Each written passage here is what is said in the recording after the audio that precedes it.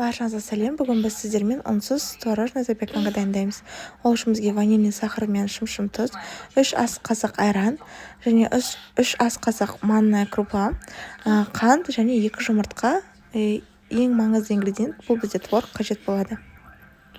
Барлық ингредиенттердің құрамы мен мөлшері описаниеде жазылған.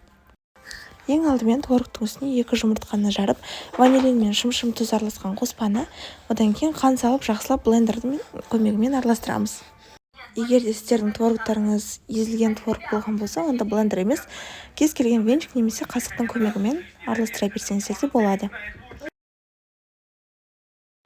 Ендігі кезекте қалған ингредиенттерімізді, яғни манная крупа мен айранды үстіне құйып, жақсылап қасықпен араластырамыз.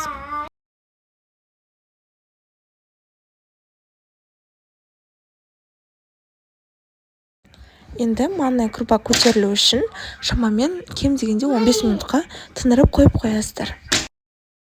Біздің массамыз көтерілгенше енді формочкамызды осылай майдың көмегімен жақсылап майлаймыз.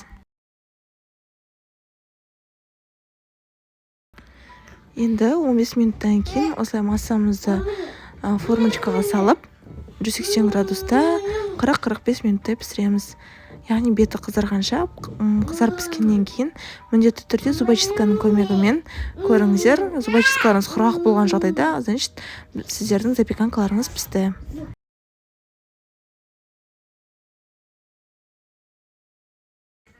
Міне біздің запеканкамыз осылай қызарып пісуі қажет. Өте сондай нежный әрі дәмді болып пісті. Сіздерге ұнайды деген сенімдемін. Міндетті түрде жасап көріңіздер. Егер де сіздерге біздің видеоларымыз ұнаған болса, пайдалы болған болса, бізге тіркеліп, лайк және комментарий жазып кетуді ұмытпаңыздар. Келесі кездескенше сау болыңыздар.